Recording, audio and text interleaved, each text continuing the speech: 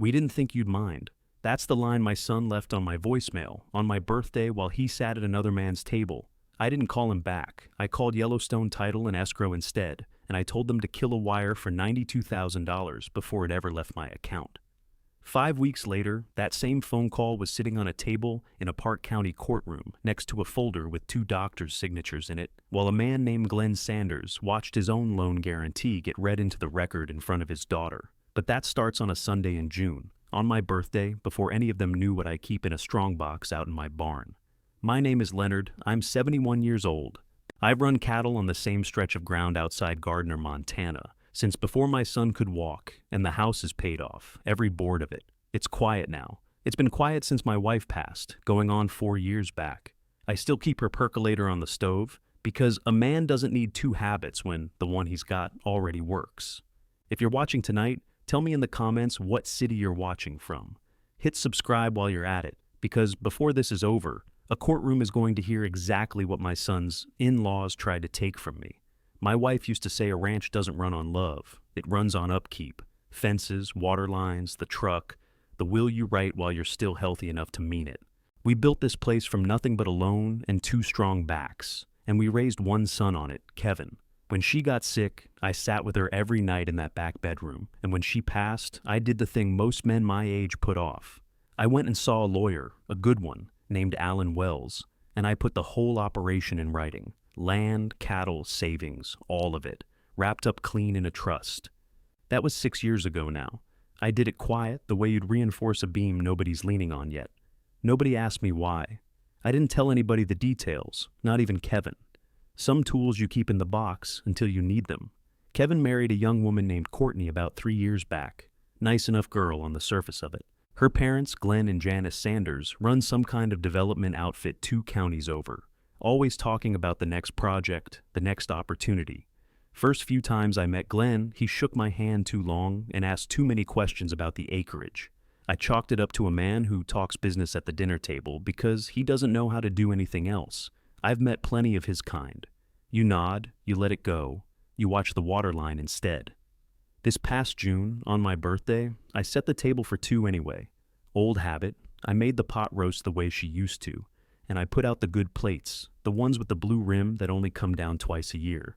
I figured Kevin would bring Courtney by around 6. 6 came and went, so did 7. At 8:15, my phone finally lit up. Not a call, just a voicemail notification, like he'd rather leave a message than hear my voice pick up. I sat down at the kitchen table and I played it. Hey Dad, happy birthday. Listen, we ended up over at Courtney's folks tonight. Glenn wanted to talk through something with the business, and it kinda turned into a whole dinner thing. We didn't think you'd mind. We'll catch up with you this weekend, promise. That was the whole message, 22 seconds, maybe less. I sat there and listened to it twice, just to be sure I'd heard it right the first time. Then I looked at the 2 plates with the blue rim and the roast going cold in the pan, and I thought about how many birthdays that woman and I threw for that boy when he was small, how we never once missed one, rain or drought or a bad calving season. I didn't call him back that night. I've learned that a call made angry is a wall poured wrong, and you either tear it out or you live with the crack for 30 years. So, I turned off the stove, wrapped the roast for the icebox, and I sat in my chair a good long while with the radio off. Here's what I want you to understand about the $92,000, because I never once said it out loud to anybody, not even Kevin, not until it mattered. Back in the spring, Kevin and Courtney had gone looking at a house, a nice one, out past the highway. More than either of their 2 salaries could carry on their own. Kevin came to me, a little sideways about it, the way he gets when he wants something and doesn't want to ask straight. Dad, we found a place. We're short on the down payment. I didn't make him beg for it. I told the title company to hold $92,000 of mine in escrow, ready to wire the day they closed, at Yellowstone Title and Escrow, a firm I'd used before and trusted. I never told him the number came with strings. It didn't, not in my mind. It was a gift, a father's gift, plain and simple. The kind you give because you built something and you want your son standing on solid ground too. I sat with that roast in the icebox and I thought about it different that night. Not about the money itself, about what it meant that he could leave a message like that on the one day of the year that was supposed to be mine, and not even hear how it landed. about how easy it had gotten for him to choose the Sanders table over mine. A man doesn't wire $92,000 to a household he's not sure is still standing on him with any weight. That's not spite talking. That's just arithmetic a rancher does with his eyes closed, the same as counting head after a storm. I didn't sleep much. Come Monday morning, I still hadn't decided anything, not for certain. I told myself I was just going to call and check on the timeline, see how close the closing date was. But by the time the closing got near, on the 30th of June, I sat at my own kitchen table with my coffee going cold, and I picked up the phone and dialed Yellowstone Title and Escrow myself. A woman answered, polite, businesslike. I gave her the file number and told her plain that I wanted to cancel the wire on my end before it went out. She asked, was there a problem with the funds? I told her no, the funds were fine. I was just no longer authorizing the transfer. She read it back to me twice, made sure I understood that once I said the word, that money did not move, not that day, not without me signing off again in person. I told her I understood exactly what I was doing. She said she'd note the file and send written confirmation to my address. I thanked her and I hung up. That was the whole of it. No shouting into a phone, no letter full of hard words, nothing anybody in that office could call anything but a man exercising his right over his own account. I sat there afterward and looked out the kitchen window at the fence line running toward the tree break, the one I mended myself 2 summers back, post by post, and I thought, that's how you stop a leak before it becomes a flood. You don't patch it loud, you just shut the valve. I didn't call Kevin to tell him. I figured he'd find out soon enough whenever the closing date came and somebody at that title office called to ask where the rest of the down payment had gone. Part of me expected the phone to ring that same evening. It didn't. Not that day and not the next one either. What I didn't know yet, sitting there with my coffee gone cold and the fence line steady outside my window, was how far past a canceled house closing this whole thing was already headed, and how soon I'd be hearing my own son's in-law's name in a place a lot more serious than a title company's front office. I called Yellowstone Title and Escrow on a Monday morning. Kevin didn't call me until Thursday, and when he did, his voice had that pitch to it, the one he used to get as a boy when a fence came down in a storm, and he didn't want to be the one who left the gate open. Dad, what happened with the wire? Title company says the funds got pulled. We're supposed to close in 4 days. I was standing at the kitchen window when he called, looking out at the same fence line I always look at. And I kept my voice level, the way you talk to a spooked animal. I canceled it, I said. That's my money, Kevin. I can move it or not move it, same as you can. You can't just do that, Dad. We've got earnest money on the line. We've got a closing date. Courtney's parents already told the sellers we were good for it. That last part sat with me a second. Courtney's parents already told the sellers, not Kevin and Courtney, her parents. Well, I said, maybe her parents ought not to have told anybody anything about money that was never theirs to promise. He went quiet on the line for a second, and I could hear something in the background, a TV maybe, or somebody else in the room with him. Then he said, this is about the birthday thing, isn't it? I don't know what you mean, I said, which wasn't a lie, not exactly. I knew good and well what I meant. I just wasn't going to hand him the whole ledger over the phone like a man reading out a grocery list. Dad, we said we were sorry. It got out of hand, that's all. Glenn had this whole thing planned, and it turned into more than a dinner. I heard the voicemail twice, I told him. Once was plenty. He didn't have an answer for that. We hung up without either of us raising our voice, which I've come to learn is sometimes worse than a shouting match, because at least a shouting match tells you where a man stands. A quiet hang-up just tells you the crack's still there. Hairline, waiting on the next freeze to open it up. I figured that'd be the end of it for a while. A closing falls through, people are sore about it. They regroup. They find another way, or they don't. What I didn't expect was for my mailbox to start filling up with things I never ordered. The first one came about a week later. A glossy little pamphlet, the kind that's printed too clean to be anything but professional, tucked in with my seed catalog and the electric bill. Cover had a photo of a silver-haired man sitting on a porch swing next to a woman young enough to be his granddaughter, both of them grinning like they'd never worked a day outdoors in their lives. Big friendly letters across the top. Bridgewater Senior Living. Your next chapter starts here. I stood at the end of my own driveway and looked at that thing a long moment. I don't recall ever filling out a card at a health fair. Don't recall ever giving my address to anybody selling that kind of service. I set it on the kitchen table and went about my day, But I'll admit it sat in the back of my mind the way a loose bolt does, the kind you tell yourself you'll get to. Then two more came the following week. Different outfits, same general pitch. Peaceful transitions. Family first memory care. One of them had my name printed right on the address label, not just resident, my actual name, Leonard, spelled correctly, which told me somebody had handed my information over on purpose, not just bought some general mailing list off a shelf. Around that same stretch of days, I noticed my bank statement hadn't come in. I run a tight ledger, always have, and I know within a day or two when that envelope's due. I let it go longer than I should have, figuring the post office was slow, until I finally drove into town and asked the woman at the counter, a Mrs. Alvarez, whether there had been any trouble with my route. She pulled up something on her screen, frowned at it, and said, "Looks like there was a forwarding request filed on your address a few weeks back. Some of your mail's been rerouting to a box in Livingston." "I didn't file any forwarding request," I said. She looked at me a little sideways then, not unkind, but careful. The way you look at a man you're not sure has all his wits stacked in order. "It would have needed your signature, sir, or somebody with authorization."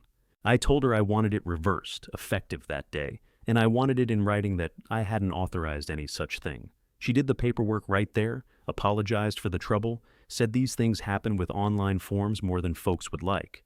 I thanked her and drove home with both hands tight on the wheel, not from fear, but from the particular feeling a man gets when he checks a fence line and finds the wire cut clean, not busted by weather, cut. That's a different animal than storm damage. Storm damage you fix and move on. A cut line means somebody was out there with tools. I didn't call Kevin about the mail. I didn't call anybody yet. I've learned that when you find the first loose board, you don't go hollering about the whole barn falling down. You walk the rest of the floor first, quiet, and you see how many boards give under your boot before you say a word. It was the Tuesday after that when a car I didn't recognize came up my drive, a clean little sedan, county plates, and a man got out in a collared shirt with a lanyard around his neck. He introduced himself as Chad Maldonado, said he was with Park County Adult Protective Services, said they'd received a call expressing some concern about my welfare and wanted to do a routine wellness check. Now, I've had inspectors on my land before, county men checking fence lines for the road easement, men from the extension office checking on cattle. I know how a man carries himself when the visit is routine. This fellow had a clipboard, and on that clipboard, before he flipped the cover down, I caught sight of a form already half filled out, before he'd asked me a single question. I stood on my own porch and answered him plain, told him my name, told him the date, told him who the governor of Montana was and what year my wife passed and how many head of cattle I'd sold at the last auction, down to the number. He wrote some of it down, nodded along, said everything looked fine, thanked me for my time, and left inside of 15 minutes. I watched his sedan go back down the drive and turn onto the county road, and I stood there a while after the dust settled, a call expressing concern. Somebody had made that call. Somebody had given this county man my name and my address and put a bee in his ear before he'd ever laid eyes on me. That evening I drove into Livingston and sat down in Alan Wells' office without an appointment. He's known me the better part of 6 years now, ever since I sat across that same desk and had him draw up the trust, and he didn't ask why I hadn't called ahead. He just poured 2 cups of coffee and let me talk. I told him about the pamphlets, the mail, the man with the clipboard. He listened the way a good lawyer listens, without much on his face, and when I finished he set his cup down and said, "Leonard, I want you writing down dates. Everything. When it came, who said what. Exact words if you've got them. Not because I think you need protecting from your own memory, because if this is what it looks like, somebody else is going to try to tell a judge a story about you, and the only thing that beats somebody else's story is your own paper trail, written before you ever needed it." I told him I'd already started keeping a notebook out in the barn, next to the strongbox, same drawer where the trust papers themselves had sat quiet for 6 years. He nodded like that didn't surprise him one bit. I want to tell you, I went home that night and slept easy, but I didn't. I sat up later than I should have, going over it in my head, the pamphlets, the mail, the man with the half-filled form, trying to see the shape of it the way you'd stand back from a fence you just built and check if the posts are running true. Something was being built around me, post by post, and I hadn't driven a single one of the stakes myself. 6 days later, on a Monday morning, a car I didn't know pulled up my drive again. Not a sedan this time. A plain white pickup, and the man who got out wasn't wearing a lanyard. He was wearing a windbreaker with nothing on it at all, and he had an envelope in his hand instead of a clipboard. "Leonard Sanders?" he asked, and I told him, "No, wrong Sanders, my name's just Leonard," and he apologized, checked his paper, and handed the envelope over anyway, said I'd been served, and that was the whole of it. He got back in his truck and was gone before I'd even broken the seal. I stood on my own porch, same spot where the county man had stood not 2 weeks before, and I opened it up. Park County District Court. A petition, filed that same morning, the 6th of July, asking the court to appoint a guardian over my person and my affairs, on account of alleged incapacity. And right there at the bottom, under petitioner, printed plain as day, was a name I knew better than my own coffee cup. Glenn Sanders. I stood there and read it twice, the same as I'd done with that voicemail back in June, just to be sure I had it right the first time. Then I folded the papers back along their crease, walked out to the barn, and laid them down next to the notebook Alan Wells had told me to start keeping, right beside the strongbox that had been waiting 6 quiet years for a day exactly like this one. I sat down that same afternoon in the barn, notebook open on the workbench, under the one bulb that still throws good light, and I wrote out everything I could remember in order: the pamphlets, the mail, the man with the clipboard who already had a form half done. Now this. I wrote the date at the top, the 6th of July, and under it I wrote one line: filed for guardianship.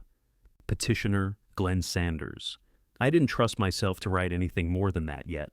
A man writes down what he knows for certain and leaves the rest for later, same as you don't nail a rafter until you've squared it first. I called Alan Wells first thing the next morning. He'd already heard, because a copy of the filing had gone to him too, as trustee of record. His voice on the phone was steady, the kind of steady you pay a lawyer for. "I want you to come in," he said. "Not today, in a panic. Tomorrow, with your coffee in you and your head clear. We're going to walk through exactly what this petition claims and exactly what it doesn't." I went in the next morning like he asked. His office smelled like it always does: old paper and the coffee he keeps burning on a hot plate in the corner. He had the petition spread out on his desk, and he tapped the page with 2 fingers. "Notice what it doesn't say, Leonard. It doesn't name a single incident. No accident, no missed bill, no dangerous decision. It just says the family has grown, and I'm quoting here, gravely concerned about your capacity to manage your own affairs. That's not evidence. That's a feeling somebody's trying to dress up as a fact. Feels like more than a feeling from where I'm sitting," I said. "It is more than a feeling," he said. "It's a strategy. And strategies leave tracks, same as anything else that moves across ground. We're going to let this one leave its tracks, and then we're going to read them." He looked at me over his glasses. "In the meantime, I need you to understand something about your power of attorney. The one from 2019. I remembered signing it well enough. Simple document, the kind any man my age ought to have on file, naming Kevin the authority to handle certain accounts if I ever couldn't do it myself. I'd signed it back when Kevin still called me most Sundays just to talk, before Courtney, before any of this. That document's still active," Wells said. "And right now, with a guardianship petition sitting open in front of a judge, that document is a door somebody could try to walk through without ever needing the court's permission at all. I don't like open doors when a man's already shown me he'll use one. I told him to do whatever needed doing. He said he'd have the revocation drafted and filed within the week, and he'd send notice to the bank himself, so there'd be no confusion about which piece of paper was good and which one wasn't anymore. He was 2 days too slow, as it turned out, though I don't fault him for it. Some things move faster than paperwork can chase them. It was a Wednesday when the bank called me directly, which is not a thing that happens often, and when it does, it's usually not good news. The woman on the line introduced herself as being with the branch on Main, said her name was Mrs. Whitaker, and asked if I had a moment. "There was an attempt this morning," she said, careful with her words, the way people get when they know they're standing on a fence line between 2 feuding neighbors, to access your accounts using a power of attorney dated 2019. The individual presenting it was a Courtney Sanders. I sat down at my kitchen table slow, the way you sit when your knees already know before your head does. "What was she trying to do?" I asked. "She wanted to authorize a transfer," Mrs. Whitaker said. "I can't discuss the specific amount over the phone without you present, but I can tell you, our compliance officer flagged it because the document didn't match the authorization we'd just received notice of that morning, a revocation, filed by an Alan Wells. We held the transaction. Nothing moved. I thanked her, hung up, and sat there a while with both hands flat on the table, the way you brace yourself over a length of pipe before you put your whole weight into a wrench. Courtney, not Glenn this time, not some pamphlet dropped in a mailbox by a stranger. My own daughter-in-law standing at a teller's window with a piece of paper from 2019, trying to move money out from under me on the same morning my lawyer's revocation landed one door ahead of her. I called Wells straight off. He'd already gotten word from the bank's compliance department, same as I had, and he didn't sound surprised, only grim in that quiet lawyer way of his. "That confirms something for me," he said. "This isn't one relative getting carried away and filing a bad petition out of worry. Somebody's coordinating. A petition doesn't get filed the same week somebody tries the power of attorney unless there's a plan behind both of them, working the account from two directions at once." "What do we do?" I said. "We finish closing the door on the power of attorney, formally, in writing. So there's no argument left about which document controls," he said. "And we get ahead of the medical piece before anybody else tries to define it for us. You remember what we wrote into the trust back in 2020? I remembered it the way you remember a brace you welded into a barn frame years back, out of sight, never touched since, but you know it's there holding weight every single day whether anybody looks at it or not.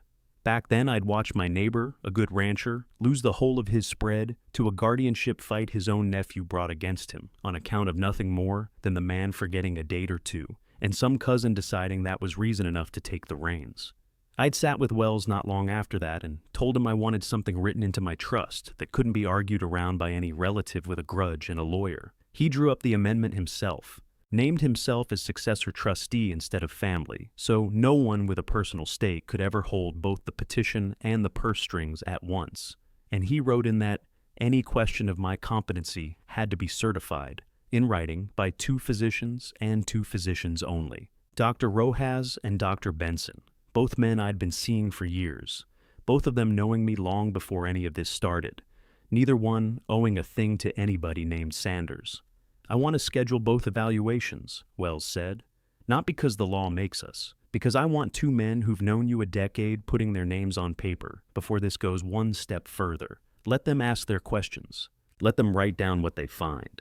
We're not going to let somebody else's story about your mind be the only one sitting in that courthouse file." I told him to set it up. He said he'd call both offices that afternoon and have appointments locked in within the week, one with Dr. Rojas out at the clinic on 3rd, one with Dr. Benson over in Bozeman, far enough apart in the calendar that neither exam could be waved off as some kind of matched pair cooked up together. I drove home that evening past the same fence line I'd mended 2 summers back, and for the first time since that voicemail on my birthday, I felt something in my chest that wasn't quite anger and wasn't quite grief either. It was closer to the feeling you get standing under a roof you built with your own hands, hearing the wind pick up outside, and knowing the joists will hold because you're the one who set them, plumb and true, 6 years before the storm ever showed itself on the horizon. I didn't call Kevin about the bank. I didn't call him about the revocation or the appointments Wells was setting for me, with 2 doctors who'd known my name a lot longer than his wife's family had. I figured he'd hear all of it eventually, the same way water finds the low ground whether you point it there or not. What I did instead, that night, was walk back out to the barn, sit down under that one good bulb, and write 2 more lines in the notebook. Attempted use of 2019 power of attorney, blocked by bank compliance. Evaluation scheduled, Dr. Rojas and Dr. Benson, per the trust. I closed the notebook, set it back beside the strongbox, and turned off the light. It was 3 days later, a Monday, when the phone rang again, and this time it wasn't the bank and it wasn't Wells. It was Kevin, and his voice had a different weight to it than it had had the week The Wire got canceled, quieter, like a man standing on a floor he's just noticed is starting to give underneath him, still not sure yet how far down it goes. Kevin's voice on the line was quieter than usual, and there was a scrape to it, like a man clearing his throat before he says something he's been rehearsing in his truck. "Dad," he said, "I need you to tell me what's going on, because I've got Courtney telling me one thing, and I've got a lawyer's letter sitting on my kitchen counter telling me something else entirely, and I don't like standing in the middle of 2 stories that don't match." "What's Courtney telling you?" I said. "That she went to the bank to help you, that the old power of attorney was still good, and she was just trying to keep an account moving while everybody figures out the guardianship thing. She says your lawyer overreacted and revoked it out of spite, I stood there in my kitchen with the phone against my ear, and I thought about how a man builds a barn. You don't argue with the fella holding the level about whether the wall looks straight to him. You just show him the bubble. Kevin, I didn't ask anybody to help me at that bank. Nobody there had any business signing anything on my behalf. Not that old form, not any form. Your wife walked in and tried to move money out of my account the same week her father filed papers in front of a judge saying, I can't be trusted to run my own affairs. You tell me how those two things sit together in your head, because in mine, they sit together just fine. They're the same hand. He didn't answer right off. I could hear him breathing, and somewhere behind him, a door closed, soft, like he'd stepped out onto a porch to get some air away from whoever else was in the house. I don't want to believe that, he said finally. I know you don't, I said. I didn't want to believe a lot of things this summer either. Doesn't change what's true. The petition says you've had memory lapses, confusion about dates. It says neighbors have noticed you repeating yourself. Which neighbors? I said. Silence again. I don't know, he said. It doesn't name anybody. It just says the family. Your father-in-law is the family, Kevin. He's the one who signed his name at the bottom of that petition, not a neighbor, not a doctor, him. And come to find out, a county man showed up on my porch 2 weeks before that, with a form already half filled out, before he ever asked me a question. And your wife was at a teller's window the same week trying old paperwork. Nobody told her she still had a right to use. That's not a family that's worried about me. That's a crew working a job. And I'm the job. That's not fair, he said, and his voice cracked a little on the word fair, like a board giving underweight it wasn't rated for. I'm not asking is it fair, I said. I'm telling you what I've seen with my own eyes, on my own porch, in my own bank. You can go check every bit of it yourself. Wells has copies of it all, the petition, the bank's letter, every piece. Go read it. Don't take my word and don't take theirs. Read the paper. He said he would. He said it in a voice that told me he already half believed something was wrong and was scared of how much. The way a man gets scared standing over a crack in a foundation, not wanting to know if it goes all the way down to the footing or not. I told him I loved him, which I hadn't said plain like that to him in longer than I'd like to admit. And he said it back, quieter than I'd heard him say much of anything since he was a boy. Then we hung up, and I stood in my kitchen a good while longer before I did anything else. The 2 evaluations came and went over that next week and a half, quieter than everything else had been, which I was grateful for. Dr. Rojas saw me first in his office on 3rd, same office I'd been going to for the better part of a decade, and he ran me through his questions without any drama to it, the kind of steady, unhurried exam a man gives when he already knows the fellow across from him and isn't looking to find anything he doesn't already expect. He wrote his findings up plain, fully oriented. No cognitive impairment, capable of managing his own financial and personal affairs. He signed it and had it sent straight to Wells's office, not to me, not to anybody else, so nobody could say later that I'd had a hand in shaping it. Dr. Benson, out in Bozeman, did the same, a longer exam, more questions, the kind that make you feel for a minute like you're back in school and forgot to study, though I'd lived every one of those answers instead of memorizing them. He asked me to draw a clock face and put the hands at a certain hour, asked me to remember 3 words and recite them back to him 20 minutes later, asked me who was president and what year it was and how much a gallon of milk cost, which nearly made me laugh, because I don't buy milk, I raise cattle. He wrote up his findings the same way Rojas had, cognitively intact, no evidence of impairment consistent with incapacity, fully capable, 2 signatures, 2 men who'd known my name a long time, saying plain what I already knew about myself. Wells called me the evening the 2nd report came in and said, "That's the floor poured, Leonard. Whatever else happens now, nobody's building a guardianship on top of a man these 2 doctors just certified as sound. It won't hold weight." I thanked him and told him I felt about as relieved as a man can feel when he's still got a petition sitting open against his name in a courthouse file. He said that relief would come later, in a room with a judge in it, and until then, patience was the only tool worth picking up. It was around then, a few days after Benson's report landed, that I ran into Gordon Simmons at the feed store on Park Street, the same store I've been buying from since before Kevin was born. Gordon and I go back to high school, played on the same team, buried our fathers within a year of each other, and he's the kind of man who knows everybody's business in this county without ever seeming like he's asking for it. He was loading sacks into the bed of his truck when he saw me, and he set the last one down and came over, wiping his hands on his jeans. "Leonard," he said, "heard some talk. Didn't know how much of it to believe." "Depends which talk you mean," I said. "About the Sanders boy's father-in-law." "Glenn," he said it careful, "the way you handle a hot pan you're not sure has cooled yet. You know I do some work for the bank up in Bozeman on the commercial side. Nothing I'm supposed to talk about, and I'm not going to give you numbers or names off any paper. But there's been talk in that building, the kind that travels because everybody in a small operation eventually knows everybody else's headaches. Glenn Sanders personally guaranteed a loan for that outfit he runs. Equipment financing, expansion, something along those lines. And from what I've heard, that loan's gone bad. Real bad. The kind of bad where a man's own signature on the guarantee means the bank can come after everything he's got personally, not just the business. I stood there in the gravel lot with a sack of feed at my feet and felt something settle into place. Quiet, the way a beam finally seats itself flush after you've been fighting to line it up all afternoon. "When did this loan go bad?" I asked. "Best as I understand it, this spring, before any of what you're dealing with started, from what you've told me." He looked at me steady. "I don't know the man's reasons for anything, Leonard. I'm just telling you what crosses a desk near mine.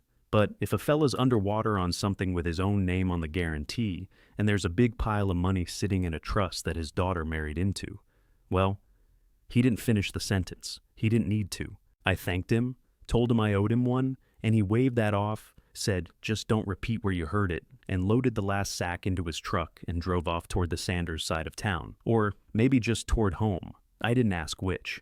I sat in my own truck in that gravel lot a long while before I turned the key. Glenn Sanders wasn't circling me out of worry for my well-being.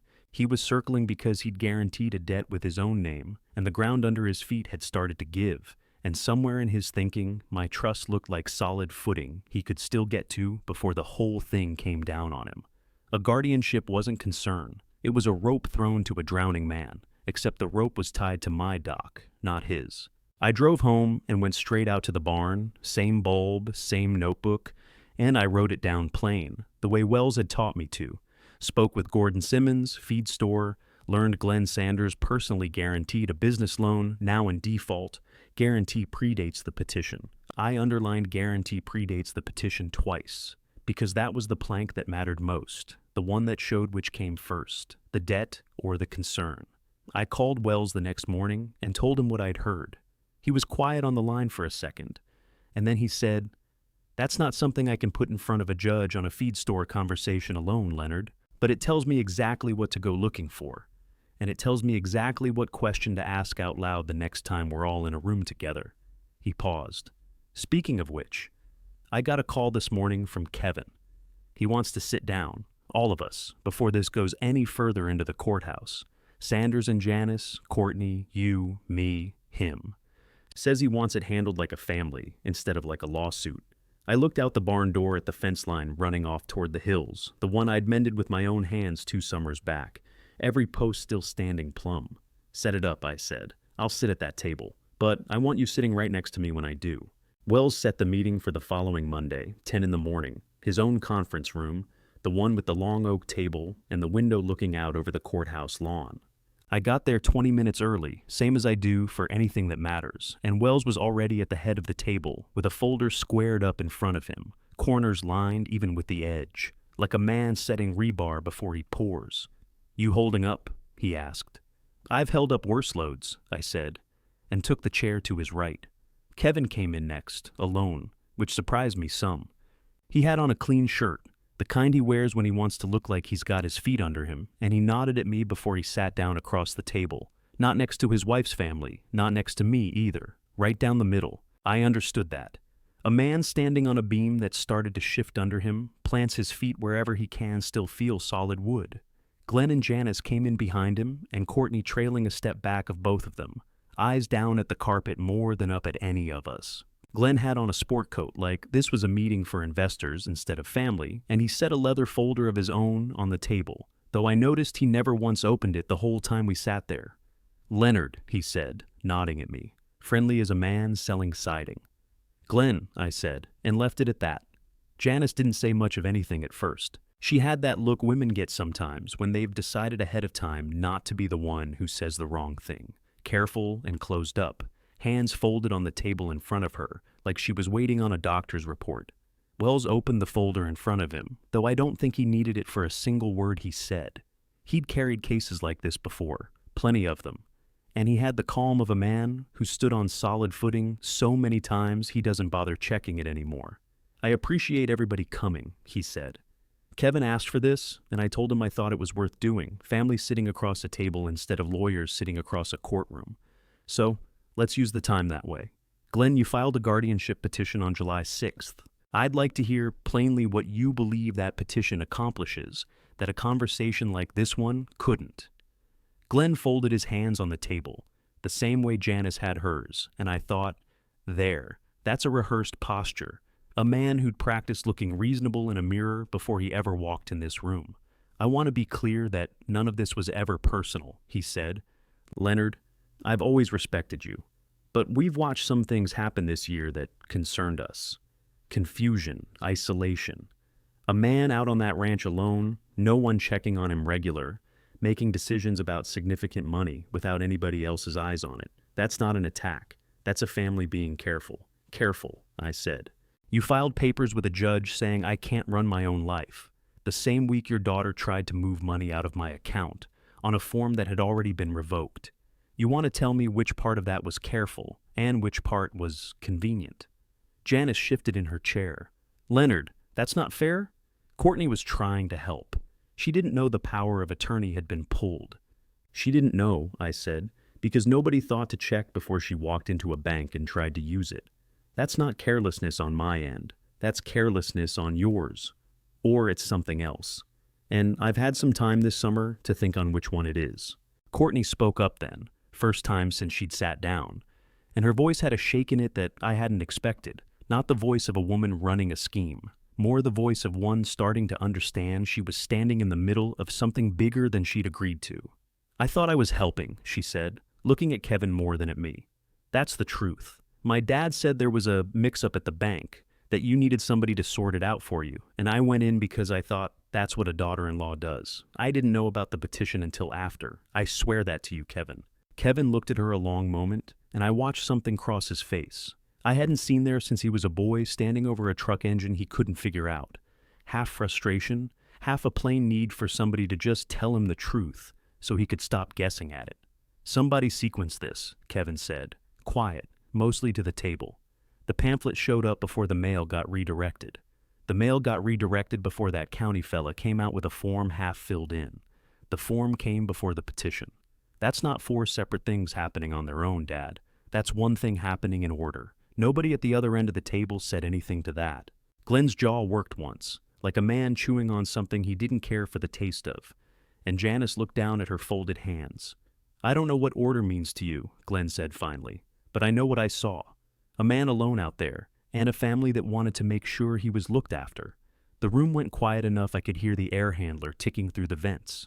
Glenn's eyes came up at that last part, sharp for just a second, before he pulled them back down flat again, and I watched it land the way a nail lands when you've driven it true. No wobble, no glance off the grain.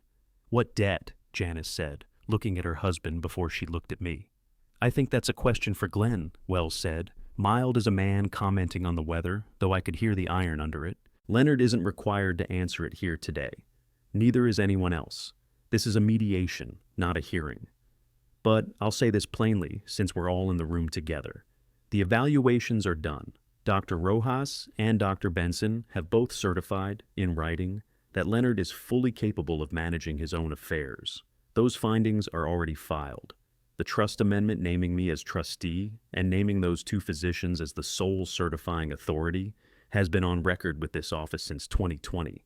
Whatever this petition was built to accomplish, it was never going to accomplish it against ground that had already been poured 6 years before anybody thought to dig.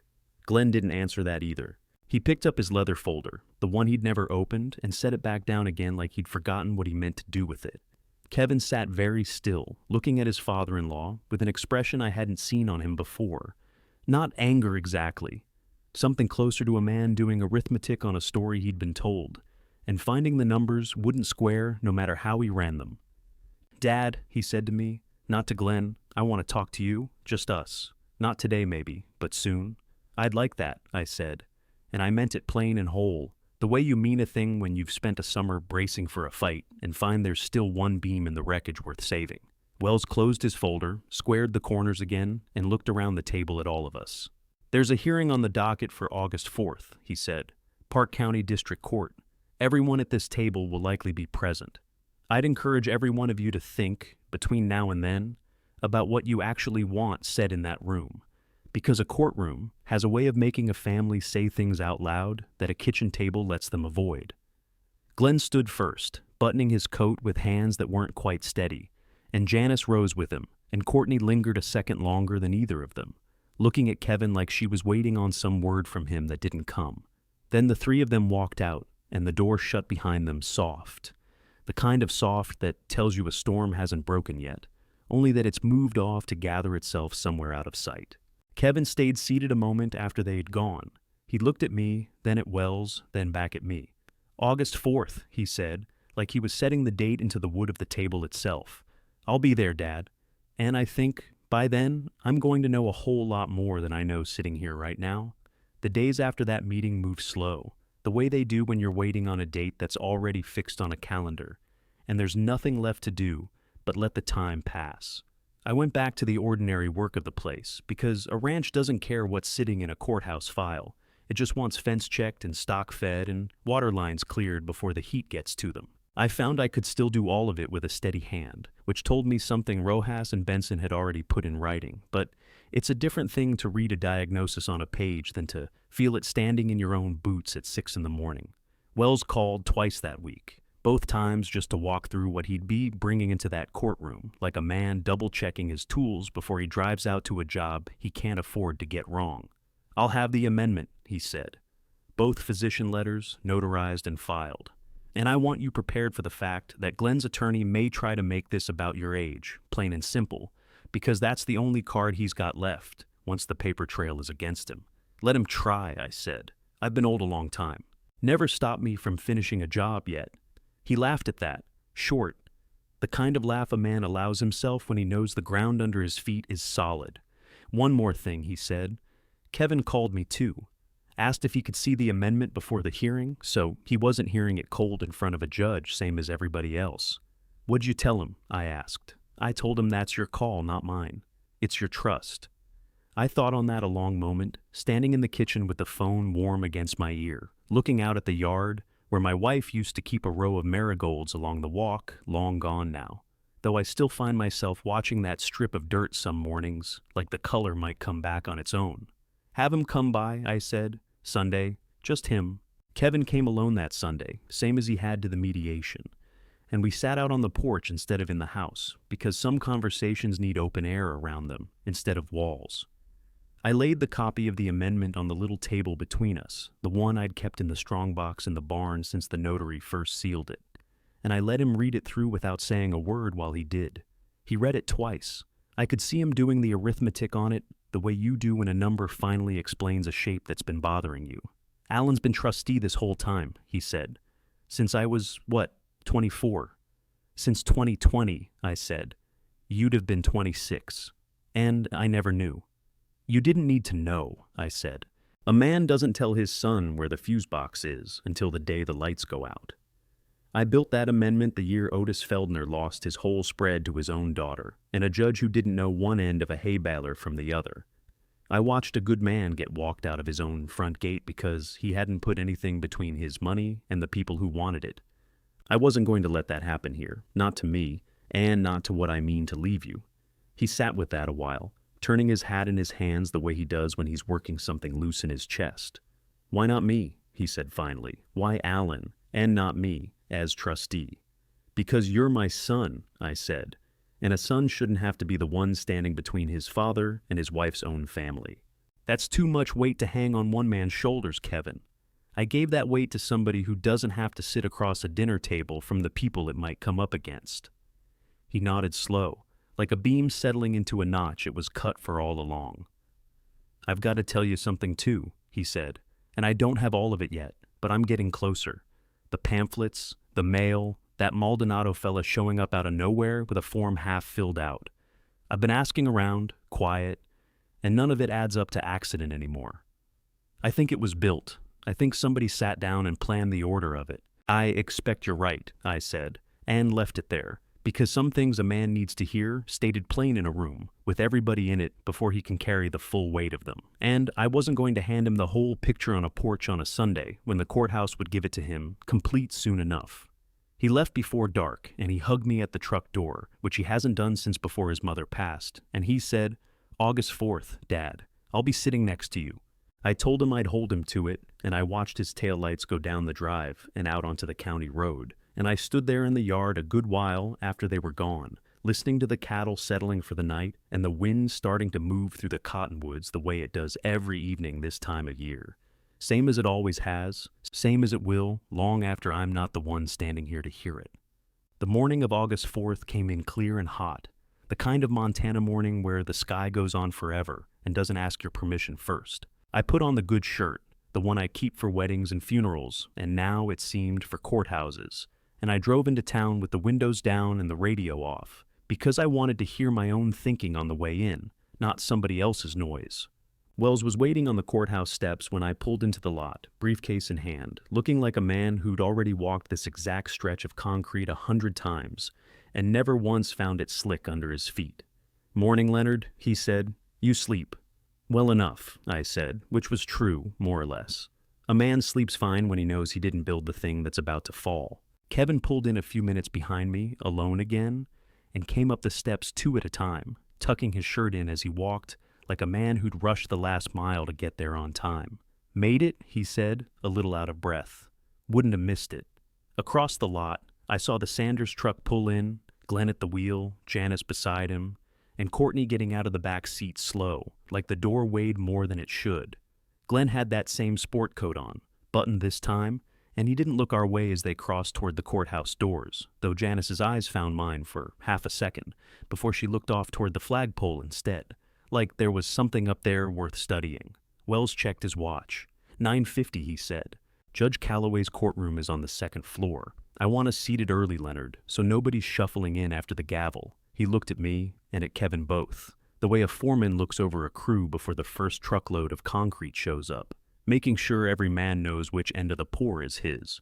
"Whatever gets said in there today," he said, "it's going to get said on the record, in front of everybody, and there won't be any taking it back afterward. You ready for that?"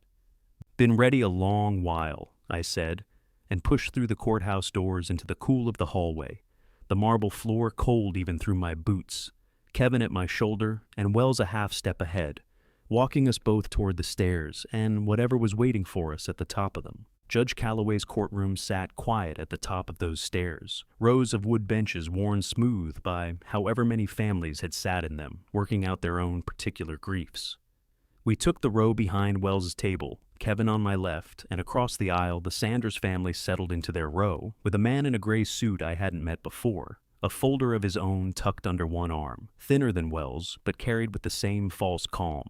The bailiff called the room to order a little after 10, and Judge Calloway came in without ceremony, a woman maybe 60 with reading glasses pushed up into gray hair, the kind of face that's heard every excuse a courtroom has to offer and stopped being impressed by any of them a long while back. She sat, opened a folder, and read the case number into the record like she was reading off a delivery slip.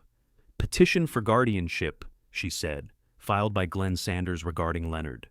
She looked up over her glasses. "Counsel, proceed." Glenn's attorney stood, buttoned his jacket, and started in on it the way I'd expected, slow and careful, building a picture of an old man alone on a big piece of land, with nobody checking on him regular. He walked through the pamphlets like they were something that had simply landed in my mailbox out of the sky instead of something put there. He mentioned the mail redirect like it was an unfortunate clerical mix-up somebody else had caused. He talked about a county assessor showing up unannounced, framed soft, like a kindness. Not once did he say who'd arranged any of it. He was building a fence without ever naming who'd set the posts. "Your Honor," he said, "this family has watched a pattern of confusion and vulnerability develop over the better part of a year, and they came to this court out of concern, not malice." Judge Calloway made a note, unhurried. "Response," she said, nodding at Wells. Wells stood slow, the way a man stands when he knows the ground under him is poured and cured and isn't going anywhere. "Your Honor, I'll keep this simple, because the record does most of the talking for me." He set a folder on the table in front of the bench. In 2020, Leonard executed an amendment to his family trust, naming me as trustee and naming two physicians, Dr. Rojas and Dr. Benson, as the sole authorities empowered to certify his competency. That amendment is 6 years old. It predates this petition, it predates the pamphlets, it predates every event counsel just described to this court. Nobody wrote it in response to anything happening this summer, because nothing this summer had happened yet. He laid 2 more pages down, one at a time, like a man setting fence posts he'd already dug the holes for years back. These are the signed findings of Dr. Rojas and Dr. Benson, dated this July, both certifying Leonard's full capacity to manage his own affairs, financial and personal. Under the terms of that 2020 amendment, these are the only 2 evaluations this court, or any party, has legal standing to rely on, not a general practitioner, not a family member's opinion. These 2, and no others. Judge Calloway took her time with both pages, and the room held that particular kind of quiet you get when everybody's waiting on a beam to be tested, and nobody's sure yet if it'll hold the weight they're about to put on it. "Counsel," she said to Glenn's attorney, not looking up, "do you have competing medical evaluations to offer this court?" "No, Your Honor. We were not made aware such a clause existed. That's because it existed 6 years before your client thought to look for it," she said, and set the pages down flat. "I don't find that argument persuasive. Move to your next point, if you have one." He didn't, not really, and I watched him shuffle his own folder like a man hunting for a tool he'd left back at the shop. Wells didn't let the silence sit long enough for anybody to fill it with something new. "Your Honor, if I may, there's a piece of this the petition doesn't mention, and I think this court is entitled to hear it before ruling." He glanced once, just once, toward Glenn, the way you glance at a fence post right before you lean your whole weight into testing it. "Mr. Sanders personally guaranteed a business loan this spring. That loan is currently underwater. I have here the bank's demand letter, dated in June, requiring additional collateral or repayment in full within 90 days.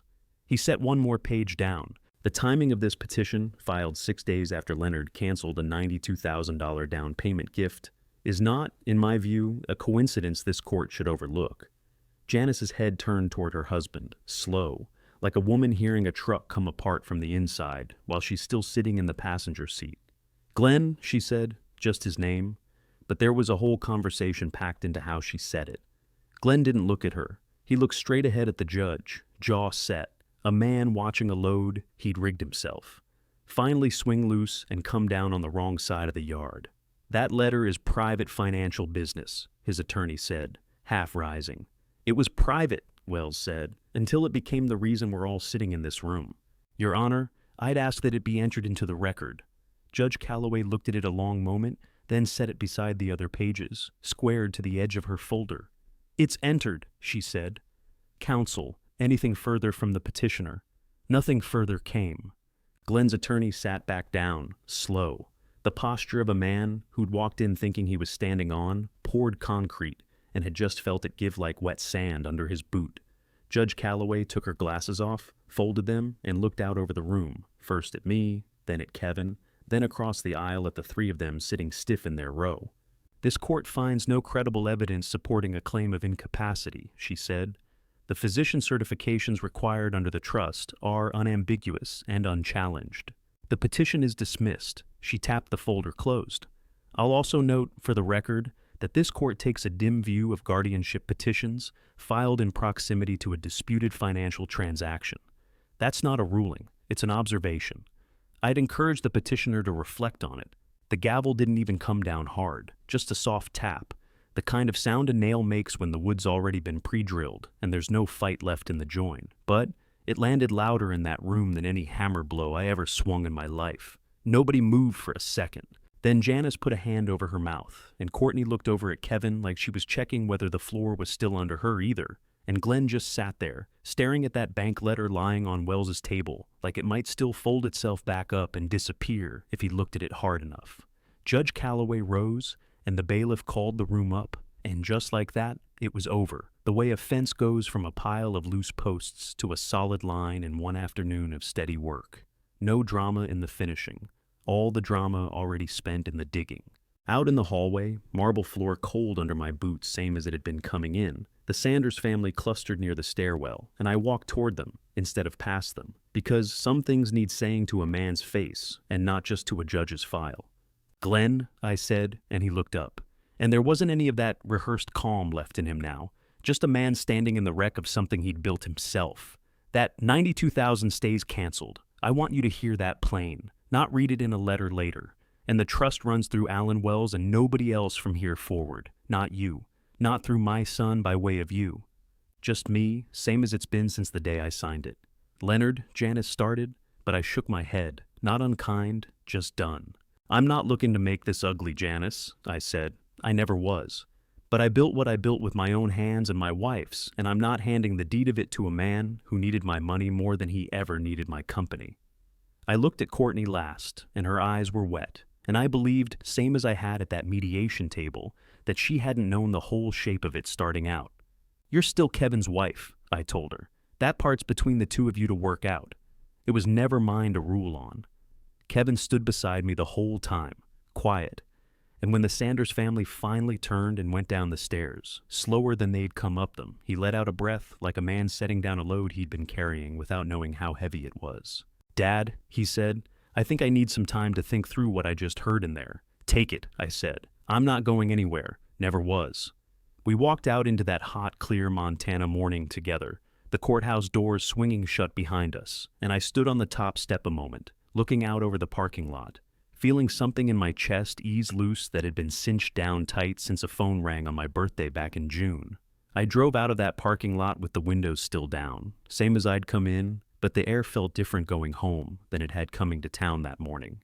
I took the long way, out past the old grain elevator and down through the flat by the river, not because it was quicker, but because I wanted a few extra minutes before I had to be anybody but a man driving his own truck on his own road. I stopped at Gordon Simmons' place on the way, more out of habit than need, and found him out front restocking the cooler, a case of soda balanced on one hip. "Well," he said, setting it down slow when he saw my truck pull in, "you've got a look on you I haven't seen since your boy was born." "Court let out this morning," I said. "Petition's dead." Judge threw it out on the record. Gordon nodded, like a man hearing a weather report confirm what his knees had already told him. "Figured it might go that way, once word got around about that loan Glenn's underwater on. Man don't file papers on his own father-in-law over nothing. There's always a number behind it somewhere." He wiped his hands on his apron. "Glad it's you standing here, and not the other way around, Leonard." "Me too," I said, and left it at that, because Gordon's the kind of man who knows when a subject's been closed and doesn't go looking for the seam to pry it back open. I got home a little after noon, and the place looked the same as it always does this time of year. Sun laying flat and hard across the north pasture, the cattle bunched up under the cottonwoods working on shade instead of grass. I sat in the truck a minute before I got out, just looking at it, the barn my father raised, the fence line I'd restrung with my own hands twice in 40 years. And I thought about how close I'd come to signing a piece of that, away to people who never once asked what it cost to build. Wells called that evening, right around supper, voice a little lighter than I'd heard it in weeks. "Recorder's office has the standing amendment on file," he said. "Nothing's changed hands, nothing's pending, nothing's contested. As far as the county and the court are concerned, this matter is closed, Leonard." "Appreciate you saying it plain," I said. "I'll tell you something else," he said. "In 30 years doing this work, I've watched a lot of families come apart over money that hadn't even been spent yet. This is the first time in a good while I've seen the whole thing built solid enough that it just held. That was your doing, 6 years back, not mine. I only kept the paper in a drawer." "You kept it in the right drawer," I said, "which is more than some men manage," and he laughed, short and tired, the laugh of a man setting down a briefcase he'd been carrying since early spring. Kevin didn't call that first night, and I didn't expect him to. A man needs a little time to walk around inside a thing like that before he's ready to talk it through out loud, same as concrete needs its cure time before you trust it to hold a load. I fed the cattle at dusk, same as always, and stood a while at the fence looking east toward the Sanders place, lights coming on in their kitchen window, same as any other evening, and I felt something in me that wasn't triumph exactly. Closer to the quiet after a job's finally squared and level, when you step back and there's nothing left to check twice. It was near 2 weeks before Kevin came back around, and when he did, he came alone again, driving up the lane on a Saturday afternoon in his own truck, instead of the one that used to have a Sanders bumper sticker on the back glass. I was up on the porch roof running a bead of sealant along the flashing, where it had started to lift, and I heard his engine before I saw him, and something about the sound of it, steady, unhurried, told me before he ever climbed out that he'd come with something settled in him instead of something spinning.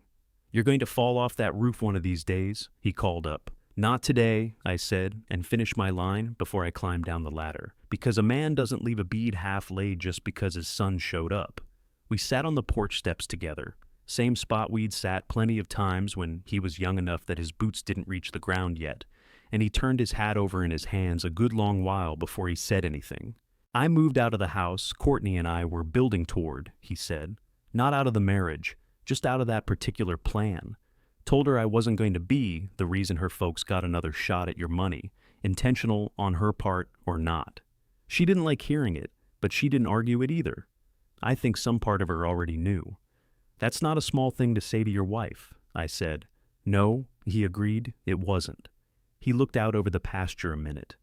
"I talked to her folks too, told them I loved her, and that hadn't changed, but that whatever they had going on with that loan, whatever mess Glenn's in, it wasn't going to run through me as the pipeline back to you.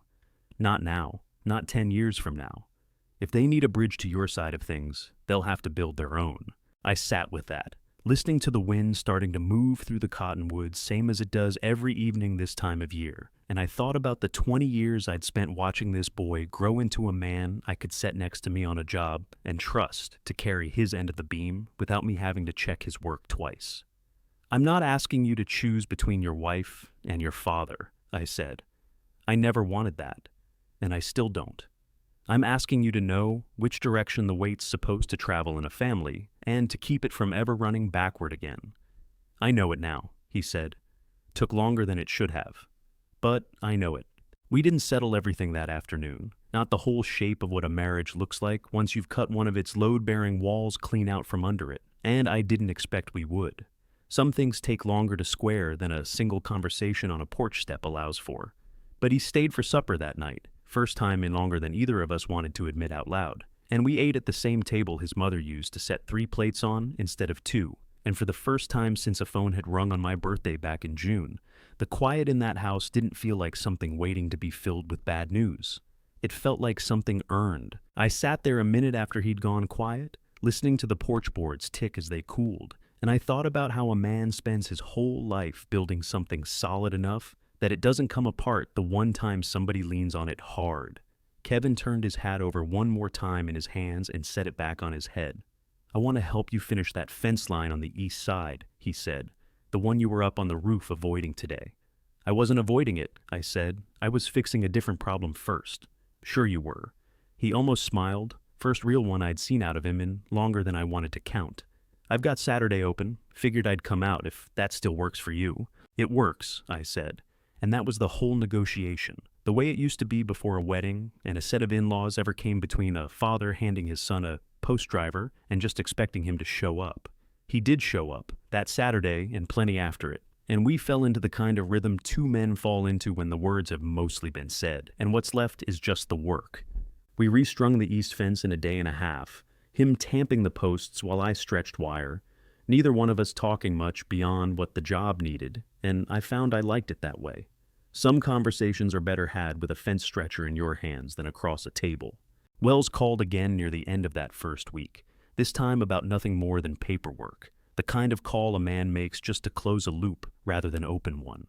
"Recorders finished processing everything," he said. "The county's got the amendment on permanent file now, cross-reference to the dismissal. If anybody ever comes looking again, and I don't expect they will, there's a full record waiting for them before they even finish filing." "Good," I said. "I'd like to not think about it for a while, if that's all right with you." "That's the idea," he said. "That's what I built it for 6 years ago. So you wouldn't have to keep thinking about it." He paused. "How's Kevin?"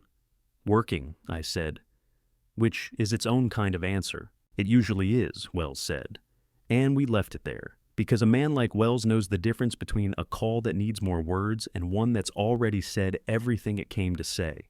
Word got around town the way it does, quiet and slow, more in the shape of what people didn't say than what they did. I went into the feed store the following week, and old Wilkins behind the counter just nodded at me a beat longer than usual, the kind of nod that means a man's heard something and has decided not to make you talk about it unless you want to. I appreciated that more than I let on. Some towns will pick a story like that, clean to the bone in a week's worth of gossip. Mine mostly just let me be, which is one of the reasons I never had much interest in living anywhere else. Courtney called the house one evening, not looking for me, asking after Kevin, and I handed the phone over and walked out to the barn to give them room. When I came back 20 minutes later, he was sitting at the kitchen table with his elbows on his knees, phone face down beside him. "She wants to try counseling," he said. "Just the two of us. Nothing to do with her folks." "That sounds like something worth trying," I said, and meant it. Because I never wanted a war with that girl, only a wall between my checkbook and her family's ledger. And those aren't the same fight even if they got tangled up together for a while. "I told her I'd go," he said. "I also told her I wasn't changing my mind about the rest of it. Her dad doesn't get near this place again, doesn't get near your money, doesn't get so much as a phone call about either one. If that's a line she can't live with, better we find out now than 5 years down the road." And what did she say to that? She said she understood. He looked up at me. "I think she meant it, Dad. I think some part of her's been carrying her own kind of shame since that courtroom." "That's not nothing." I didn't have an answer for that beyond a nod, because some things a father can't rule on, any more than a judge could rule on love, only on money and paper. And those two things had already been settled plenty enough for one summer. The days rolled on the way they do out here, work filling up the hours whether a man's heart is settled or not. And I found myself standing at the kitchen counter most evenings around the same hour, pulling down the same bottle I'd kept on the same shelf since before Kevin was old enough to reach it himself. I poured 2 glasses, same as always, one for me and one I never drank, just set across the table where she used to sit. And I told her about it, the way I told her about everything that mattered, out loud to an empty chair that never once felt empty to me. "You'd have liked watching Wells lay those pages down, one at a time," I said to the glass, to the kitchen, to nobody who could hear me, and everybody who mattered. "You always did like watching a man do a job right the first time, instead of twice." I turned my own glass in my hand a while, listening to the house settle around me, the way houses do once the sun's down and the work's done for the day. I kept it, what we built, every acre of it. I want you to know that. I didn't let it go for a down payment on somebody else's dream. I sat with that a long moment, the kitchen clock ticking soft behind me, the cattle quiet out past the dark window, and I thought about how strange a thing it is to spend a whole life pouring concrete and stringing wire and building something a man can stand on, only to find out in the end that the hardest structure to keep from cracking was never the barn or the fence line at all. It was the family standing inside it. I finished my glass, poured out what was left of hers into the sink same as I did every night, rinsed both glasses and set them in the rack to dry, and turned off the kitchen light. Out the window, the north pasture lay flat and dark under a sky just starting to prick with stars, and somewhere out past the tree line, a dog barked once at nothing and went quiet again. I stood there a minute longer than I needed to, one hand still on the switch, feeling the kind of tired in my bones that comes from a day's honest work and not from carrying a weight that was never mine to carry in the first place. I let a few more days run their course before the next thing came, the way weather does out here, building somewhere out past the ridge before you ever feel the first drop of it on your own roof. I drove into town on a Wednesday for feed, same run I make every couple weeks, and pulled in behind a truck I recognized before I ever saw the man standing next to it. Glenn Sanders was at the tailgate of his own rig, loading a single bag of mineral supplement like a man doing math he didn't want to do out loud. And when he saw me climb down, he didn't duck his head the way I half expected. He just went still, the way a fence post goes still when the wind finally quits pushing on it. "Leonard," he said. "Glenn." That was near the whole conversation, and I was fine letting it stay that way. He looked thinner than I remembered from the courthouse steps, not in his frame so much as in his bearing. A man who'd been carrying something heavy, long enough that it had started rearranging how he stood. I'd heard through Gordon and through Wilkins at the feed counter, and through the kind of talk that moves through a small county whether you go looking for it or not, that the bank hadn't waited around once the guarantee came due. Equipment auction out at his place, a for sale sign that had gone up on a parcel he had been sitting on for years. None of that was mine to feel good about. A man's ruin isn't a thing you're supposed to warm your hands on, even when he lit the fire himself. I owe you an apology, he said, for what it's worth coming this late. It's worth something, I said, but it doesn't buy back a summer. I picked up my own bag off the pallet. I hope you land on your feet, Glenn. I mean that plain. But I built what I've got one post at a time, and I'm not interested in handing the tools to a man who tried to take the whole fence instead of asking to borrow a wire stretcher. He nodded slow, like he'd expected exactly that and hadn't come looking for more. Fair enough, he said, and that was where it ended. No handshake, no absolution. Just two men loading their trucks a few feet apart in a gravel lot, which was about as much reconciliation as that particular debt was ever going to earn. Janice called the house 2 evenings later, and I almost let it ring through to nothing, but I picked it up on the 4th ring out of the same instinct that's kept me answering doors my whole life, even when I already know who's on the other side of them. "Leonard," she said, voice careful, the kind of careful a person uses when they've rehearsed the first line and nothing past it. I wanted to say, Glenn and I never meant for it to go the way it went. We were scared, and scared people do foolish things, and I know that's a poor excuse dressed up as an explanation. I appreciate you saying it, I said, and I did, some, because a woman owning a thing out loud is worth more than one who lets her husband carry the whole weight of it alone. But I want to be clear about where things stand, so nobody's guessing later. The trust runs through Wells and through me, same as it's run since the amendment was signed. It doesn't run through your family, not now, not down the road. That part isn't changing, no matter how this conversation goes. I understand, she said. And there was a beat where I could hear her deciding whether to push on it and then deciding against it, which told me she'd already had the same conversation with herself before she ever dialed. I hope Kevin and Courtney can still find their way. Whatever else happened, I do love my daughter, and I know she loves him. That part's between the two of them, I said. It always was. It just took a good while for everybody else to get out of the way of it. We didn't talk long after that, and I hung up feeling like a man who'd finished sealing a joint that had been weeping water for weeks. Not triumphant about it, just satisfied it would hold dry from here on. Kevin came by that weekend with news of his own, and it wasn't about his marriage this time. It was about a savings account he'd opened back in the spring without telling anybody, the kind of quiet a man keeps when he's not sure yet whether the thing he's building is real. "I've got enough put back for a down payment of my own," he said, sitting on the tailgate of his truck while I checked a bolt on the stock trailer. "Not what you were going to wire. 1/10 of it, maybe. But it's mine. Courtney and I found a smaller place out past the county line. Nothing fancy. We'd carry the note ourselves." "That sounds like the right size for a young couple to start with," I said, and meant every word of it, because there's a difference between a house a man's handed whole and one he's sweated a down payment together for himself. Same as there's a difference between a fence somebody else strung and one you drove every post of on your own land. "I wanted you to hear it from me before you heard it from anybody else," he said, "not asking you for a dime toward it. Just wanted you to know I understood, finally, what the difference was." "I hear you," I said, and set my wrench down. And for a minute, neither one of us said anything else. Just stood there in the yard, with the evening coming on and the cattle moving slow toward the water trough. And I thought about how a season that had started with a phone ringing on my birthday had turned, somewhere along the way, into something closer to solid ground than I'd had any right to expect back in June. Kevin's news about the savings account sat with me longer than he probably knew, because it told me something a wire transfer never could have. A man who scrapes together his own down payment learns the weight of every board in that house before he ever nails one down. I didn't say all that to him. I just told him I was proud, and left it there, because some things don't need dressing up with more words than they can carry. The closing came together faster than I expected. The way these things do once two people stop arguing about the size of the dream and start building the actual one. Kevin called on a Tuesday to say the papers were signed. The place was theirs. A little 3-bedroom setback off a gravel road with a leaning shed and a water heater that needed replacing inside the year. He sounded happier telling me about that leaning shed than he ever had describing the place out by the Maldonado development.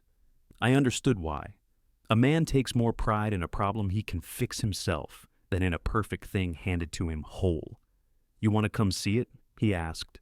"Nothing much to look at yet, but I'd like you to."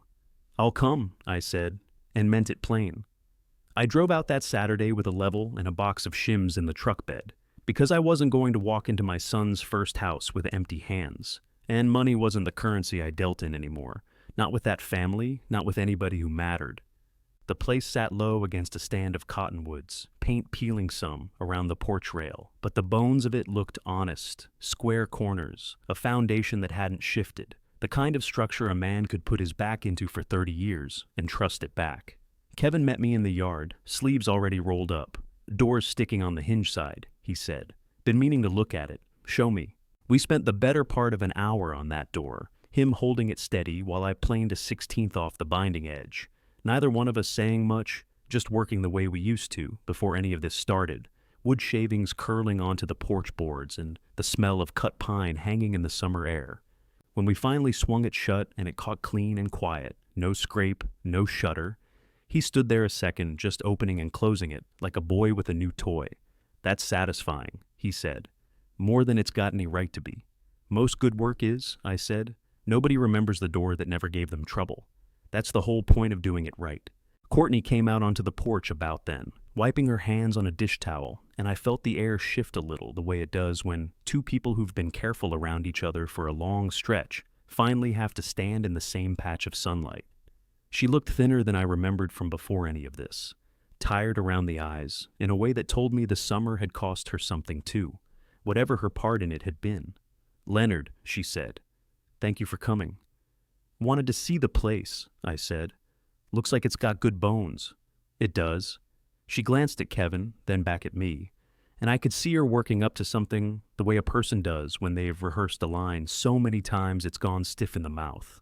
"I want to say something, if you'll let me. Not because Kevin asked me to, because I need to say it out loud to your face instead of just meaning it in my head." "Go on," I said. "I let my parents talk me into believing you were slipping because it was easier than admitting I was scared of starting a marriage with nothing behind us. And once I let myself believe that lie a little, it got easier to believe the next one and the one after that. Until I was standing in a hallway signing papers I should have torn up the second Dad slid them in front of me." She stopped, steadied her voice. "I'm not asking you to forget it. I know what it cost you, and I know what almost got taken that wasn't ever ours to take. I just wanted you to hear me own it plain, once, without Kevin standing between us saying it for me." I studied her a moment, the way I'd study a beam somebody claimed was sound before I put my own weight on it. There was something in her face that hadn't been there at the courthouse, something closer to a woman who'd actually done the work of looking at herself instead of just weathering the consequence. "I appreciate you saying it," I told her. "I'm not going to pretend that squares the whole account. It doesn't, not by itself. But it's a start. And a start's worth something. Same as a good foundation is worth something even before the house goes up on top of it." I nodded toward the door we just hung. "You keep this place separate from your folks' business, financial or otherwise, and you keep loving my son the way he deserves, and we'll get along fine, you and me. That's the whole of what I'm asking." "That's fair," she said, and I believe she meant it, because there's a kind of relief in a person's shoulders when a boundary finally gets named out loud instead of left to guess at. We ate supper on the porch that evening, the three of us and a bucket of fried chicken Kevin had picked up in town, sitting on upturned crates because they didn't own real porch furniture yet, watching the light go long and gold across the cottonwoods. It wasn't the kind of evening that fixes 6 years of buried resentment in one sitting, and I didn't ask it to be. But it was honest, and it was theirs, built on ground they'd bought with their own labor, instead of somebody else's down payment, and that counted for more than any amount of borrowed comfort ever could have. Wells called the following week, and this time, it really was nothing but paperwork, the last of it. "Recorder confirmed the final filing," he said. "Amendments locked in, dismissals on permanent record, and I've had the county update the trustee designation one more time, just so there's no ambiguity left anywhere for anybody to lean on. You're the only signature that moves a dollar of that trust now, Leonard. Not me as trustee acting alone, not anybody's name but yours, sitting right alongside mine as a formality only. I wanted you to hear that plain, not buried in some letter you'd read once and set down." "I hear you," I said. "And I want to say thank you, Alan, not just for this summer, for 6 years back, for sitting across a table from me after I watched what happened to old Pruitt down the road and telling me we could build something that would hold if it ever came to this."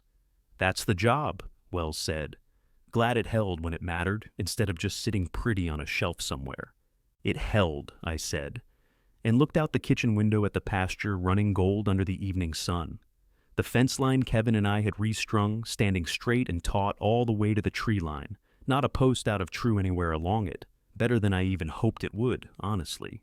We said our goodbyes, and I set the phone down on the counter and stood there a minute in the quiet of the kitchen, feeling something settle in my chest that I hadn't quite let myself feel all the way through until just then.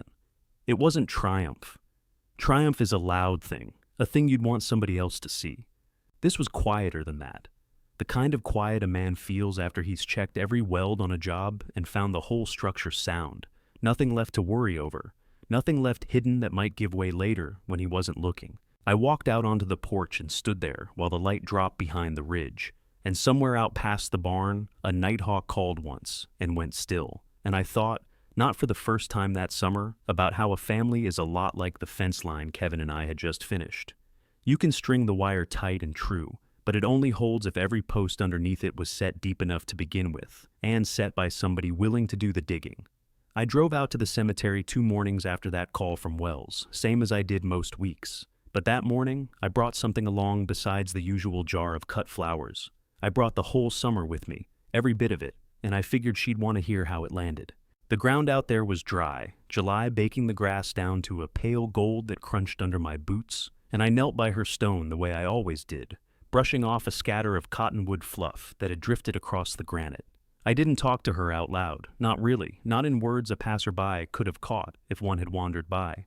It was more a settling of accounts in my own chest, the kind of quiet reckoning a man does when he's laid the last course of block on a foundation and wants somebody to look it over with him before he starts framing on top of it. I told her about the door I'd planned down at Kevin's place, how it swung shut clean now, no scrape, no shutter. I told her about the fence line, straight all the way to the tree line, not a post out of true. And I told her, plain, the way I'd have told her across the kitchen table 40 years running, that the thing she used to warn me about, back when Kevin was still small and she'd catch me being too free with $1 just to keep the peace, had finally come due, and I hadn't folded. She used to say a man who buys peace instead of earning it winds up owning neither. I'd carried that line around in my back pocket for 6 years without fully understanding the weight of it until this summer put it to the test. You'd have liked watching Wells work, I said, quiet enough that even the crows in the oak behind me didn't stir. Man never raised his voice once, just laid the paper down, one sheet at a time, and let it do the talking. That's the kind of craftsman you always said I ought to hire instead of trying to do everything with my own 2 hands. The wind picked up a little, pushing warm across the grass, and I sat with that for a while, not in any hurry to leave. A man gets to a certain age and he stops needing every conversation to end in a tidy bow. Sometimes sitting with somebody, even somebody who's been gone as long as she has, is the whole point of showing up. Kevin found me there, which surprised me some, since I hadn't told him I was driving out. He parked his truck along the cemetery road and came across the grass with his hands in his pockets, the same careful walk he'd had as a boy, trying to figure out if he was in trouble. "Gordon mentioned you'd headed this way," he said. "Hope you don't mind me tagging along." "Never minded that in my life," I said, and made room on the grass beside me, though there wasn't really any room to make, it's just a gesture that meant something anyway. He crouched down and ran his thumb along the edge of the stone the way I did, tracing her name without needing to read it, since he'd known those letters since he was 9 years old, and stood in this same plot in a suit 2 sizes too big for him. "I've been thinking about her a lot lately," he said, "more than usual. I think it's because this summer, I kept catching myself wondering what she would have made of all of it, whether she'd have been ashamed of me for how long it took me to see straight." "She wouldn't have been ashamed," I said. "She'd have been worried, same as I was. But your mother had a soft spot for anybody trying to build something out of nothing, even when they were building it wrong for a while first. She used to tell me that most men don't learn the difference between a gift and a debt until somebody hands them both in the same envelope." He laughed at that, short and a little rough. "That sounds exactly like something she'd say." "It's exactly what she said," I told him, the week before we got married, when her own father tried to buy us a house outright and she turned him down flat. Told him she'd rather owe a bank than owe a man who'd remind her of it every Sunday dinner for the rest of her life. I looked over at Kevin, at the tired but steady look that had settled into his face over the last few weeks. The look of a man who'd finally stopped running numbers that didn't add up. You did the same thing she did. Different scale, same principle. I don't think there's a version of her that isn't proud of you for that. We sat a while longer, the two of us, until the sun climbed high enough that the shade off the oak had shifted clean away from where we were sitting, and Kevin stood and brushed the grass off his knees and offered me a hand up, which I took. Because there's no shame in a man my age accepting help from his son when the help is offered plain and without an agenda hanging off the back of it. You heading home? He asked. In a minute, I said. Want to sit a bit longer on my own first?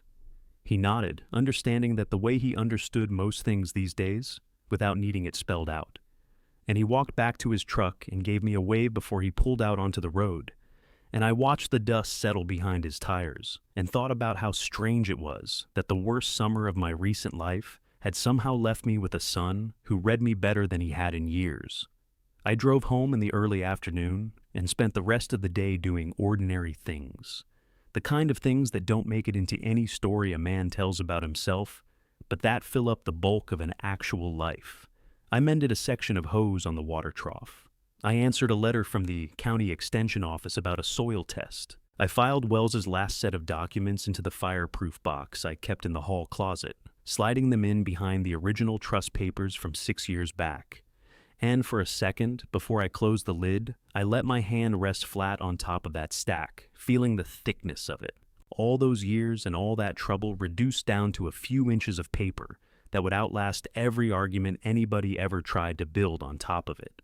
Evening came, on slow and gold, the way it does out here in high summer, the heat finally breaking off the fields, and I poured myself 2 fingers of the same whiskey I kept in the cabinet for occasions that mattered, not celebrations exactly, more like markers.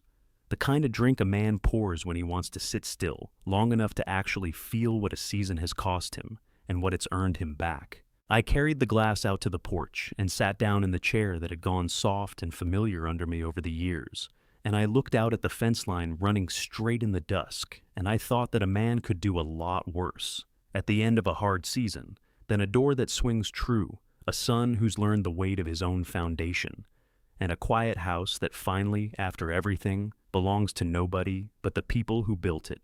I sat with that glass a long while before I finished it, turning it slow in my hand, watching the last light catch the amber and let it go. The porch had gone from gold to blue by then, the way it does out here once the sun drops behind the ridge and the day just quietly hands itself over to the evening. Crickets started up somewhere past the barn, that first ragged chorus before they find their rhythm together. And I sat and listened to them tune themselves up like a crew getting ready to pour concrete at first light. The phone rang inside, and I almost let it go, but something made me get up and answer it. It was Gordon Simmons. "Didn't wake you, did I?" he said. "I know you keep farmer's hours." "Wide awake," I said, sitting on the porch doing nothing in particular. "Best kind of evening there is." He was quiet a second, and I could hear his own porch behind him, a screen door creaking somewhere, a dog settling. "I wasn't calling about anything. Just wanted to hear how you were getting on, now that the dust had a couple weeks to settle." "Getting on fine," I said. "Better than fine, if I'm honest with you." "Good. That's good to hear, Leonard." Another pause. The kind old friends don't feel any need to fill. You know, I've thought about it since. What I told you that day out at the feed store. Wondered if I did right, passing along something I only half knew for certain. "You did right," I said. "A man can't fix a leak he doesn't know is there. You told me where the water was coming from. What I did with that was my business, not yours." "Well, I'm glad it landed the way it did. Whole town's been talking, you know. Not in a mean way. More like folks are relieved to see it turn out square, for once, instead of the way these things usually go." He cleared his throat. "Glenn Sanders came into the diner Tuesday. Didn't say 2 words to anybody. Just ate his eggs and left. That's between him and his own conscience now," I said, and I meant it plain, no edge to it. "I've got no more business with that man. Never will again, as far as I can help it." "Fair enough. That's exactly how it ought to be." Gordon let out a breath that sounded almost like a laugh. "You take care of yourself out there, and tell Kevin I said hello next time you see him." "I will." We hung up, and I stood in the kitchen a minute with my hand still on the phone, thinking how strange it was that a conversation with an old friend could feel like the final board nailed down on a job. The kind of thing that doesn't look like much from the outside, but tells you the whole structure's finished and square. I walked back out to the porch and settled into the chair again, and the dark had come on full now. No moon yet, just that deep blue black that lets the stars start showing themselves one at a time, if you're patient enough to watch for it. I thought about Diane then, the way I did most nights, though I didn't need the cemetery or a jar of flowers to do it. She came to me easiest right about this hour, when the work of the day was behind me, and there was nothing left to distract a man from what mattered. I thought about the two of us young, sitting on a porch a lot like this one, before there was a Kevin, before there was a trust or a lawyer, or a single dollar worth arguing over. Just the two of us figuring out what kind of life we meant to build together. She used to tell me that the measure of a man wasn't what he was willing to hand out. It was what he was willing to hold the line on. I hadn't understood that the way I do now. I'd spent so many years thinking generosity was the whole of what a father owed his son that I'd forgotten the other half of the lesson, the half about knowing exactly where your own footing ends and somebody else's reaching begins. This summer taught me that a man can love his son with his whole chest and still tell him no. Those two things aren't opposites. They're the same board, just planned on two different sides.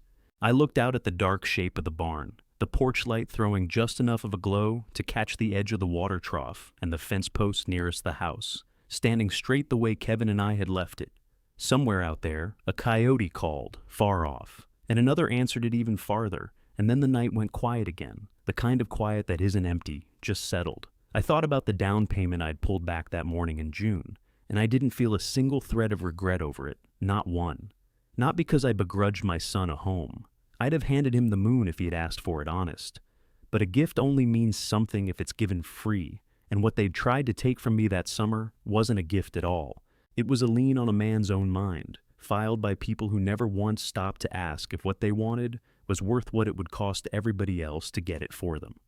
Glenn Sanders needed money to cover a debt he'd guaranteed with his own signature, and instead of owning that the way a grown man owns his mistakes, he tried to borrow against my good name to do it. That's not family. That's just a different kind of loan, taken out on somebody who never agreed to co-sign it. I set the empty glass down on the porch rail and let my eyes drift up to where the stars had finally come out proper, thick and scattered the way they only get out here, far from any town bright enough to wash them out. A man spends his whole life building things that are meant to outlast him, a fence, a barn, a family, and he doesn't always get to see which one's held until somebody comes along and leans on them hard enough to test the joints. This summer leaned on mine about as hard as anything ever has, and it held. Not because I was lucky, and not because I was clever. It held because 6 years back, I did the unglamorous work of setting the posts deep before anybody ever thought to push. That's the whole of what I'd tell another man in my position, if he asked me straight what I'd learned. Don't wait until the wind's already leaning on the fence to go check your posts. Do it now, while the weather's still calm and nobody's watching, because the ones who mean to take something from you later are counting on you never having bothered. Build your safeguards the same season you build your trust in people, not after. And when the day comes that somebody tries to convince you that loving your family means going quiet and signing whatever's put in front of you, remember that real love has never once required a man to hand over his own good sense along with his own money. I sat out there a good while longer, long enough for the crickets to find their full rhythm and the coyotes to go still, long enough that the chill finally came up off the grass the way it does even in July once the sun's been gone a few hours. And when I finally stood up and went inside and turned off the porch light, I did it with the kind of tired that comes from a job finished clean, not the kind that comes from one still hanging over you. If you're sitting on your own porch tonight, listening to this, wherever that porch happens to be, I'd like to know the name of your town. Leave it down in the comments for me. And if this story meant something to you, put your thumb on that like button and subscribe before you go, because there's more of these evenings where this one came from. And I'd be glad of the company.